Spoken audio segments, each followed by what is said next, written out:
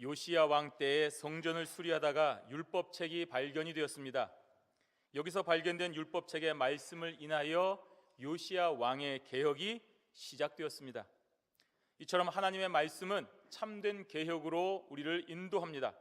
하나님의 말씀으로 인하여 겸손하게 내가 죄인이구나 하는 것을 인정하게 되기 때문입니다. 이처럼 개혁이라고 하는 것은 하나님의 말씀으로 시작이 됩니다. 또한 하나님의 말씀으로 인하여 자신을 죄인으로 고백하는 것서부터 시작이 됩니다. 열왕기하 22장 11절, 오늘 본문 앞에 있는 열왕기하 22장 11절에 보시면 왕이 율법책의 말을 듣자 곧 그 옷을 찢으니라 라고 기록이 되어 있습니다. 사실 요시야 왕은 저와 여러분이 알고 있듯이 히스기야 왕과 함께 유다라는 나라에서 하나님의 뜻대로 섬기려고 노력했던 몇 안 되는 왕 중에 하나입니다. 좋은 왕이었습니다. 열왕기상, 역대상하 여러분 읽어보시면 아시겠지만 전부 다 여호와 보시기에 악한 왕들이었습니다. 손에 꼽을 정도로 좋은 왕들이 있었는데 그 중에 하나가 바로 요시야 왕이었습니다. 그런 칭찬받는 왕이지만 그래도 요시야는 죄인입니다. 하나님의 말씀 앞에서 회개할 것이 있는 죄인이라는 말입니다. 그래서 요시야 왕은 하나님의 말씀을 보고 그 말씀이 기록된 말씀이 드러나자 옷을 찢으며 회개할 수밖에 없는 것입니다. 이 사실은 요시야 왕이 하나님의 말씀 앞에 영적으로 올바르게 서 있는 것을 의미하는 것입니다. 요시야 왕은 8살이라는 그야말로 어린 나이에 왕이 되었음에도 여호와 보시기에 정직하게 행한 왕이었습니다. 그래서 그 조상 다윗의 길로 간 왕이었습니다. 생각해 보십시오. 8살에 왕이 되었는데 자기 한마디에 모든 사람이 다 따라주는데도 불구하고 권위주의에 빠지지 아니하고 독재로 가지 아니했다는 말입니다. 또 시간이 지나고 젊은 혈기를 부리기도 하며 방탕한 길로 빠질 수 있는 26살 혈기왕성한 나이에도 여전히 요시야는 여호와의 말씀 앞에 자신을 돌아보며 옷을 찢는 회개를 할 만큼 영적인 사람이었습니다. 그러한 회개 후에 요시야 왕은 그 하나님의 말씀대로 하나하나 순종하였습니다. 참된 회개하였기 때문입니다. 하나님의 말씀 앞에 진심으로 회개하였기 때문에 그 이후에 하나님의 말씀대로 살아갔던 것입니다. 이처럼 하나님의 말씀 앞에 참되고 진실하게 회개한 사람은 당연히 그 말씀대로 지키며 순종하게 되어 있습니다. 요시야 왕의 옷을 찢는 회개가 참된 회개라는 것은 그 이후에 요시야 왕이 어떠한 삶을 살았는지 그 행적을 찾아보면 잘 나타나고 있는 것입니다. 우리는 본문 23장 1절에서 3절까지 선포되어진 하나님의 말씀을 보시면 그 앞에 요시야는 모든 백성을 예루살렘으로 소집합니다. 자신이 회개하고 그 하나님의 말씀을 들려주기 위하여 모든 백성들을 소집을 하는 것입니다. 그리고 여호와의 전에 발견된 언약책의 모든 말씀을 읽어주고 말합니다. 마음을 다하고 성품을 다하여 여호와를 순종하고 그 계명과 법도와 율례를 지켜 이 책에 기록된 이 언약의 말씀을 우리가 이루게 하자라고 말하고 있습니다. 이렇게 하여 요시야의 종교 개혁이 시작되는 것입니다. 그 내용을 보시면 철저하고 한결같은 자세를 유지하고 있습니다. 전에도 없었고 후에도 없었다고 기록되는 철저하고도 완벽한 개혁을 성공적으로 실천하고 있는 것을 볼 수가 있습니다. 이 개혁이 바로 오늘날 우리가 요시야의 개혁이라고 불리우는 부분입니다. 하지만 우리는 이 개혁을 요시야가 주도했다라고 착각해서는 안 됩니다. 이 개혁 운동의 주도자는 누구입니까? 바로 하나님이십니다. 하나님의 말씀입니다. 요시야 시대의 유다의 진정한 개혁은 요시야에게 들려진 하나님의 말씀으로부터 시작되었다는 것을 우리가 분명히 기억을 해야 됩니다. 아무랬던 중세기 1517년 우리가 잘 알고 있는 오늘 종교개혁 기념주일로 지키는 그 종교개혁을 이끈 사람이 누구입니까? 마틴 루터입니까? 아닙니다. 마틴 루터가 하나님의 말씀에 귀를 기울일 때에 그 말씀이 루터로 하여금 회개하고 순종하게 한 것입니다. 그리고 마침내 비텐베르그 성당에 95개조의 반박문을 붙이는 행동으로 시작된 것이 바로 오늘 우리가 알고 있는 종교개혁의 시작입니다. 요시야나 루터다 모두 다 하나님의 말씀에 귀를 기울이고 온전한 순종을 했을 때에 참된 개혁이 시작된 것입니다. 하나님의 말씀이 요시야를 개혁으로 이끄신 것입니다. 하나님의 말씀이 루터를 개혁으로 이끄신 것입니다. 실제로 우리가 살펴보시면 루터가 자신은 종교 개혁을 할 의도가 전혀 없었다는 것을 알 수 있습니다. 그런 생각 꿈에도 하지 않았습니다. 자신이 교회를 향하여 대적한다는 생각 하지도 않았습니다. 그저 하나님께서 알려주신 진리의 말씀 앞에 귀를 기울였을 뿐이었습니다.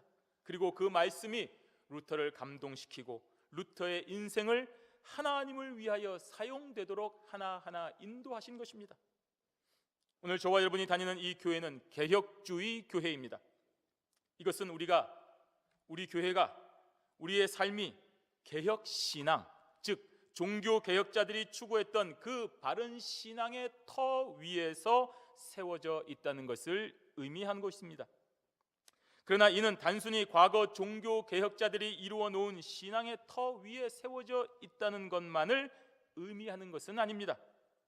요시야를 요시야 되게 하신, 루터를 루터로 되게 만드신 그 말씀의 주체이신 하나님을 우리가 신뢰하고 그분이 지금 우리에게도 동일하게 말씀 가운데 역사하신다는 신앙의 고백 위에 세워진 교회를 말하는 것입니다.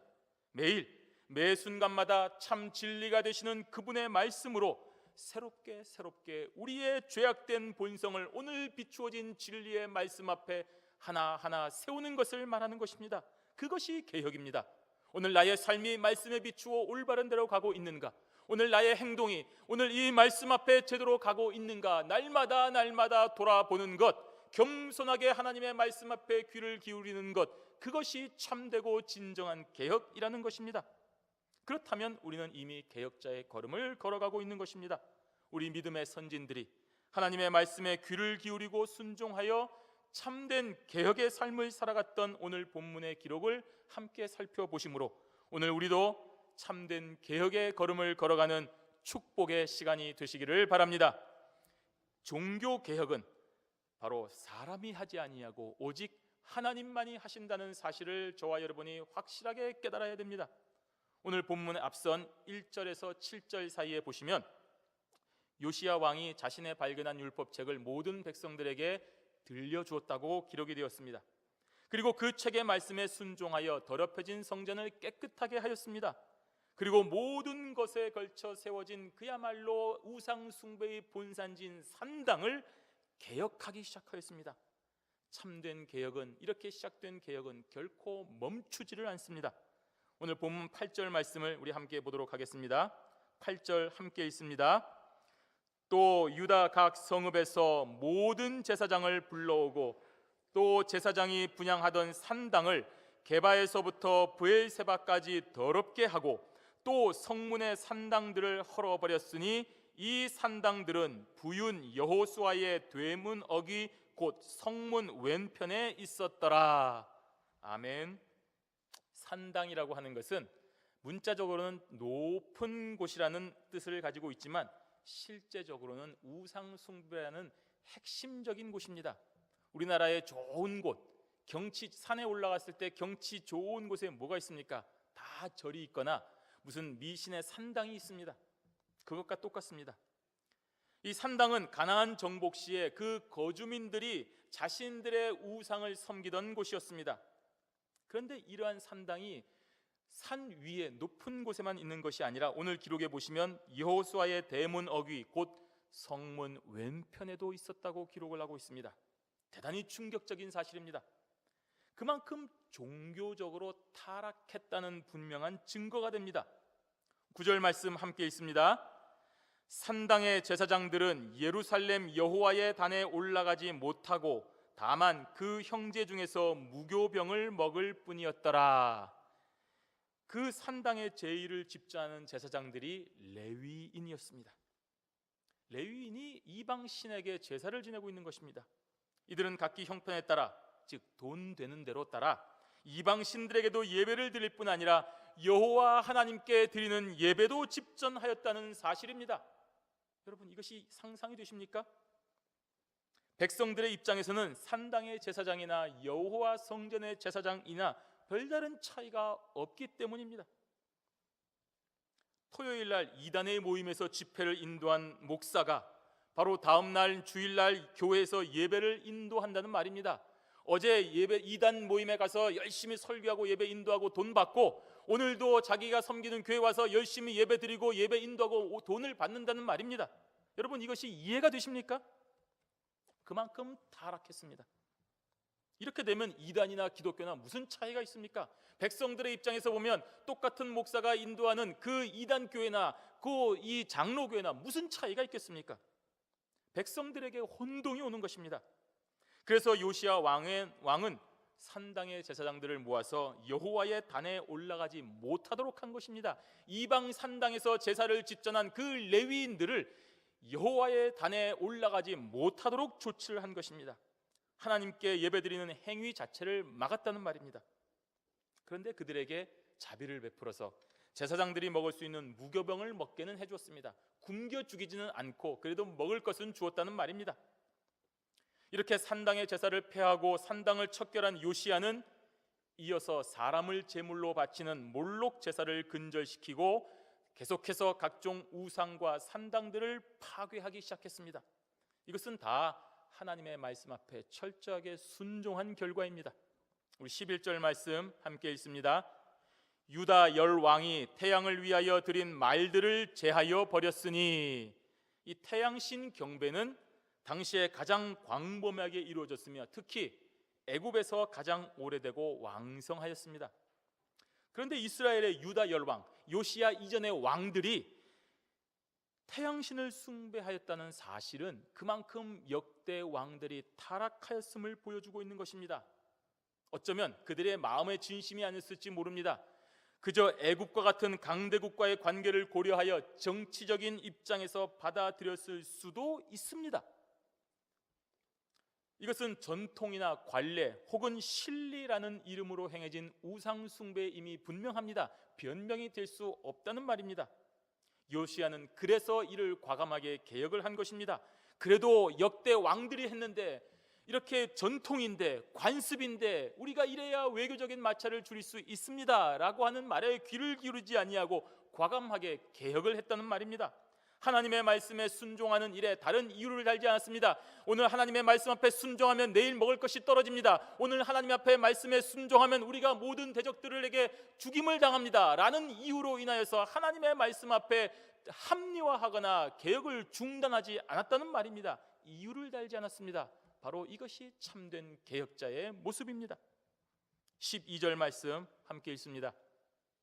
아하스의 다락 지방에 세운 단들과 므낫세가 여호와의 전 두 마당에 세운 단들을 왕이 다 헐고, 아하스의 다락 지붕이라고 하는 것은 히스기야의 개혁 시기에 제거되었다가 그 이후에 악한 왕 므낫세와 아몬에 의하여 다시 복구된 것을 말합니다. 이들은 거기에다가 여호와의 전 두 마당에까지 이방인의 단을 세웠습니다. 여호와의 전에 이방 신을 섬기는 산당이 세워진 것입니다. 오늘 저와 여러분이 드리는 이 교회당에 이단의 제단이 세워졌다는 것으로 생각하시면 이해가 빠르실 것입니다. 요시야는 이것을 다 제거한 것입니다.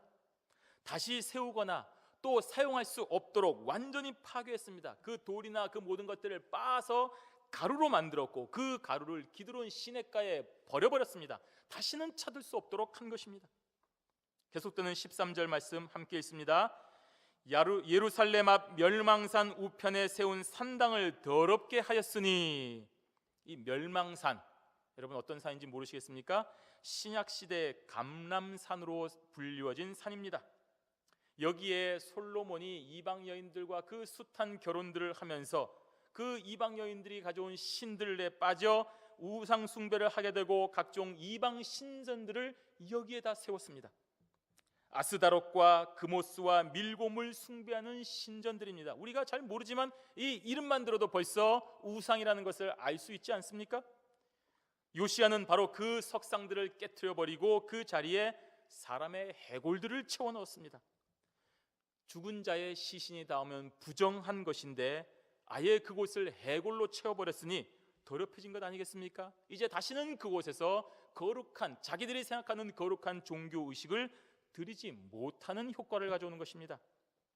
15절에 보시면 여로보암이 베델에 세운 단과 산당을 헐었다고 기록이 되어 있습니다. 이 여로보암이 누구입니까? 남유다에서 갈라져 북이스라엘에 세운 왕이 아닙니까? 지금까지 남유다의 왕들이 세운 우상과 신전을 개혁한 요시아였습니다. 그 요시아가 거기서 멈추지 아니하고 범위를 넓혀서 이제는 북이스라엘까지 확장이 되었습니다. 이미 북이스라엘은 아수르에 의하여 멸망당한 상태였습니다. 그런데 여기까지 개혁하겠다는 것은 강대국 아수르와의 외교적 정치적 마찰을 불사하겠다는 의지입니다. 요시야 왕이 이렇게까지 하는 이유가 무엇입니까? 바로 그 베델이 우상 숭배의 중심지가 되었기 때문입니다. 그리고 베델이 남유다에서 비교적 가까운 위치에 있기 때문에 훗날에 미칠 악 영향을 미리 제거하기 위하여 정치적인 마찰이 있음에도 불구하고 그곳까지 과감하게 개혁하는 것입니다. 또 그 북이스라엘이 망했을 때 그 망했던 나라의 유민들이 베델에서 살고 있다가 우상 숭배를 하고 있는 유민들이 남유다로 내려와서 우리들을 혼란케 할까 한 두려움에 애초부터 그 싹을 잘라버리기 위하여 베델에까지 가서 우상을 회파한 것입니다. 참으로 놀라운 개혁을 지금 요시야 왕이 진행을 하고 있습니다. 이 개혁을 함으로써 자기에게 도움이 되는 것이 아니라 이 개혁을 함으로써 자기의 자신의 왕위와 자신의 나라가 위협을 받을 수도 있는 것입니다. 최악에는 아수르의 침공을 받을 수 있는 위험천만한 일입니다. 그럼에도 불구하고 개혁을 하고 있습니다. 왜 그렇습니까? 자신의 의지가 아닌 하나님의 말씀 앞에 순종하는 삶을 살기 위해서 그런 것입니다. 여러분, 여기까지만 보아도, 지금까지 요시야 왕이 행한 일만 보아도 아무나 할 수 있는 일은 아니지 않습니까?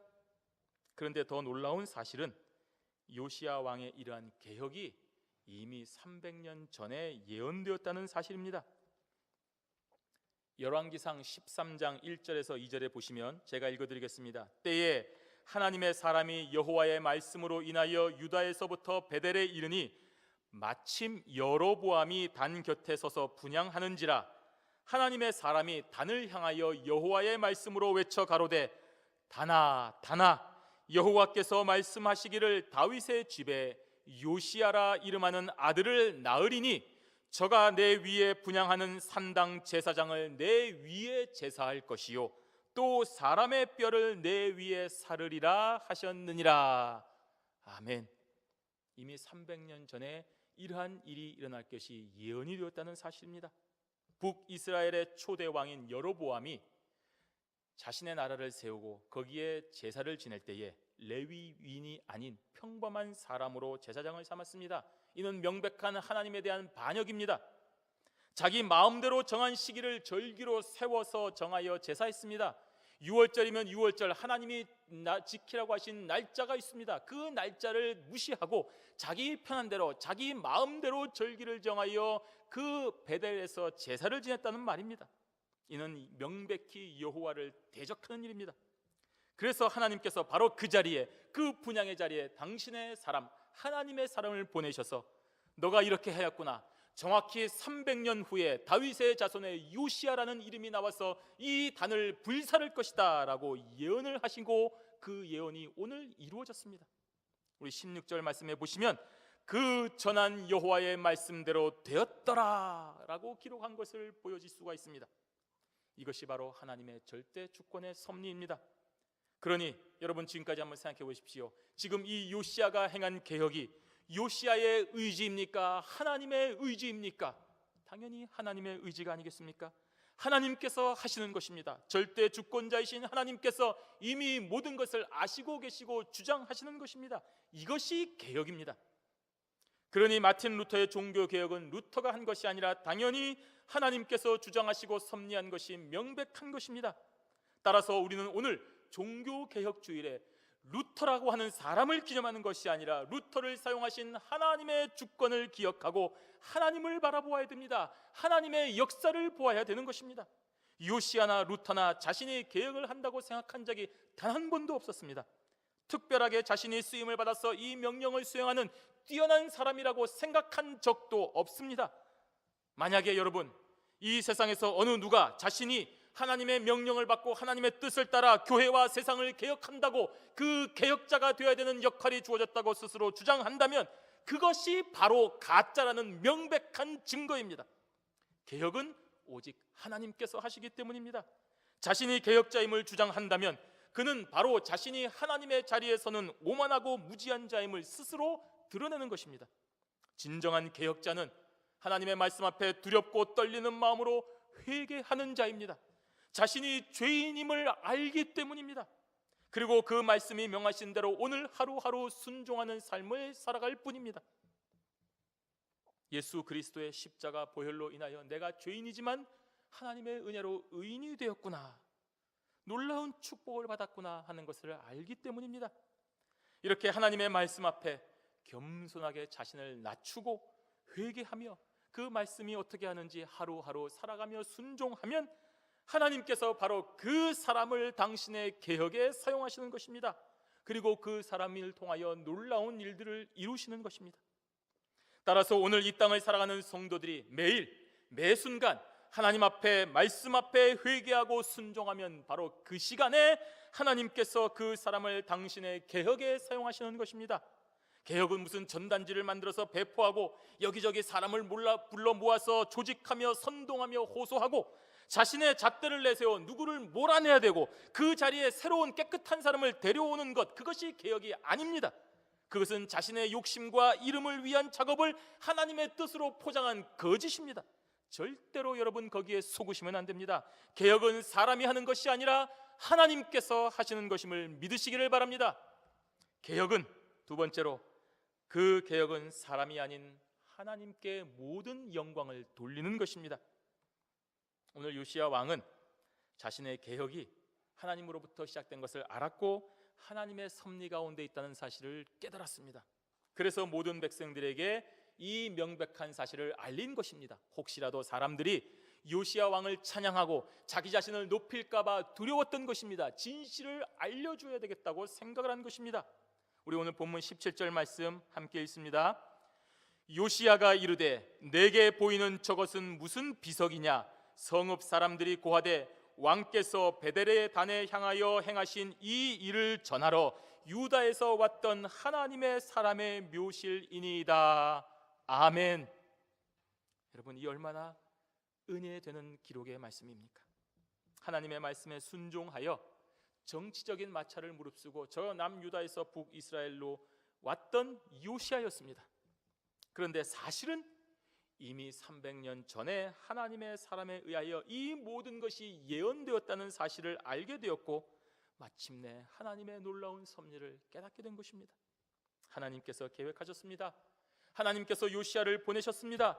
하나님께서 율법책을 발견케 하셨습니다. 하나님께서 요시야로 하여금 그 율법책의 말씀에 따라 순종하여 베델에까지 오게 하셨음을 그제야 알게 되었습니다. 그만큼 요시야는 하나님의 말씀 앞에 예민하고 있습니다. 영적으로 바른 위치에 서 있는 것입니다. 그리고 이제는 그것을 알게 하신 하나님의 뜻 안에 내가 이제 무엇을 어떻게 해야 될지를 잘 알게 되었습니다. 18절 말씀 함께 있습니다. 가로되 그대로 두고 그 뼈를 옮기지 말라 하매 무리가 그 뼈와 사마리아에서 온 선지자의 뼈는 그대로 두었더라. 하나님의 말을 전한 사자의 뼈를 그대로 두는 것, 그것은 그 시신을 예우함과 동시에 그 일을 행하신 하나님의 주권적인 역사와 예언의 성취를 모든 사람들에게 알게 하기 위함입니다. 예나 지금이나 참 많은 사람들은 그렇습니다. 어떤 일에 대하여 자신의 이름을 남기기를 좋아합니다.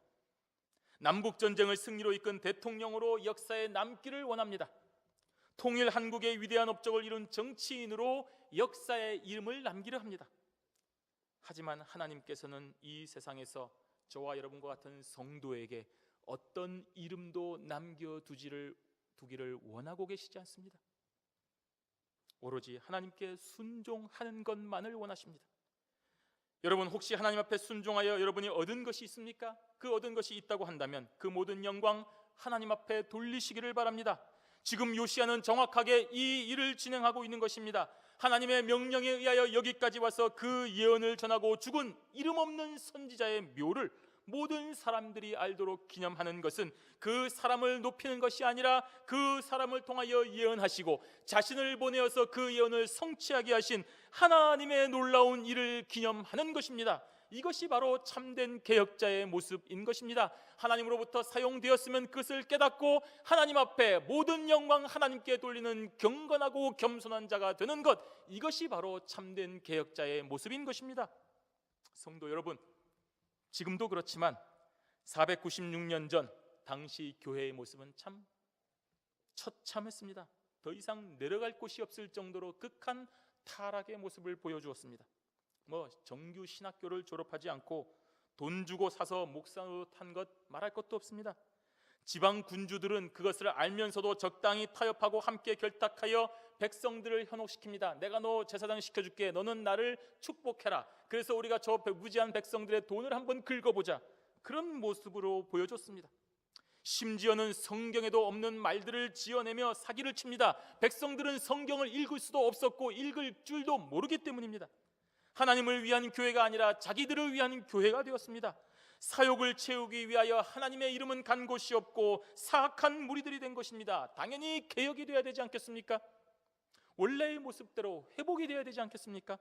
본래 개혁이라는 말은 기존 질서의 타당성을 완전히 부인하지 않고 다만 그 본래로 되돌아가는 갱신을 추구하는 것이 개혁입니다. 이런 의미에서 개혁이라고 하는 것은 혁명과는 분명히 구별이 되어야 됩니다. 마틴 루터의 종교 개혁은 바로 성경으로의 환원운동이었습니다. 교회 본래의 모습으로 돌아가기 위한 운동이었습니다. 사도적 신앙으로의 돌아가는 환원운동이었습니다. 예수 그리스도의 십자가의 정신으로 돌아가자는 운동이었습니다. 이러한 놀라운 일에 하나님께서는 말씀에 사로잡힌 루터를 사용하신 것입니다. 그리고 루터 이후에 칼빈과 찌빙글리를 비롯한 수많은 경건한 사람들을 그 개혁을 통하여 사용하셨습니다. 그 원리가 무엇입니까? 오직 성경이었습니다. 오직 예수 그리스도였습니다. 오직 은혜였습니다. 오직 믿음이었습니다. 오직 주님께만 영광의 원리를 가지고 그 개혁이 시작되었습니다. 오늘 저와 여러분의 모습을 돌아봐야 됩니다. 매일의 삶 속에서 여러분 과연 하나님 중심의 삶을 살고 계십니까? 성경을 중심하는 삶을 살고 계십니까? 교회를 중심하여 살고 있습니까? 오직 성경, 오직 믿음, 오직 예수 그리스도, 이 원리대로 살아가고 계십니까? 만약에 그렇게 살지 않는다면 바로 그 순간 우리는 개혁의 주체가 아닌 대상이 될 수밖에 없는 것입니다. 교회를 교회의 모습대로 만들지 않고 나를 위해서 이용하거나 내 만족을 위해서, 내 편리를 위해서 교회를 이용하거나 조정하려고 하는 그 순간이 바로 개혁의 대상이 되는 순간입니다. 예수님께서 분노하시는 것입니다. 예수님께서는 바로 이러한 모습으로 성전에서 안주하는 유대인의 성전을 헐어버리셨습니다. 예수님께서 성전을 하신 이유가 바로 거기에 있습니다. 모태신앙으로 안주해 있는 우리의 신앙을 헐어버리십니다. 습관적으로 매주마다 매일마다 드리는 예배로 마치 그리스도인이 된 것처럼 자부하는 우리의 어리석은 생각들을 깨트려 버리시는 것입니다. 예수 믿기 때문에 나는 무슨 짓을 해도 정당하다, 나는 무슨 짓을 해도 천국에 갈 수 있다, 회개하면 된다라고 자부하는 우리의 어리석은 생각들을 깨트려 버리시는 것입니다. 예수 믿으니 복 받을 것이라는 기복주의 신앙을 오늘도 무참하게 깨트려 버리고 계시는 것입니다. 오늘 우리는 종교개혁주의를 통하여서 말씀을 상고하고 있습니다. 과연 저와 여러분에게 주어진 오늘 하나님의 말씀인 이 성경 말씀은 여러분 개인에게 어떤 의미로 다가오고 있습니까? 예배 드릴 때 필요한 책이니까 당연히 있어야지, 그런 기록된 책에 불과합니까? 단순히 세계에서 가장 많이 팔린 베스트셀러이기 때문에 교양을 위해서, 미국에 살기 위해서 성경의 기본을 두고 있는 이 세상에서 뭔가 한 번쯤 읽어보아야 할 그런 책에 불과합니까? 오늘날 저와 여러분이 대하고 있는 이 66권 하나님의 말씀 기록된 성경은 살아 역사하시는 하나님의 말씀임을 믿으시기를 바랍니다. 이 책의 말씀은 이 깊숙한 곳에서 우리가 죄인이구나 하는 것을 분명하게 알려주고 있습니다. 그리고 우리에게, 그 죄인인 우리에게 예수 그리스도가 필요한 인생임을 알려주고 있는 것입니다. 그래서 회개하게 만드는 책입니다. 오늘도 나는 하나님의 은혜가 없었더라면, 예수 그리스도의 십자가 없었더라면 나는 죽을 수밖에 없는 죄인이구나 하는 것을 깨닫게 해주는 책입니다. 오늘 이 책의 말씀은 통회하고 자복하며 회개하는 우리들에게 다시 한번 용기를 주고 진심으로 하나님의 법도에 순종하게 하는 책입니다. 오늘 이 책의 말씀은 우리의 자아를 죽이고 우리의 의지를 죽이고 오직 하나님의 명령만을 따라 참 진리의 걸음을 걸어가게 하여 마침내 이 세상을 개혁하는 개혁자의 걸음을 걸어가게 하는 책입니다. 이 진리의 말씀에 오늘도 귀를 기울이고 순종하셔서 마침내 온 세상을 향하여 참된 개혁자의 걸음을 걸어감으로써 하나님께만 영광을 돌리는 귀한 사랑하는 성도 되시기를 주님의 이름으로 축원합니다. 아멘.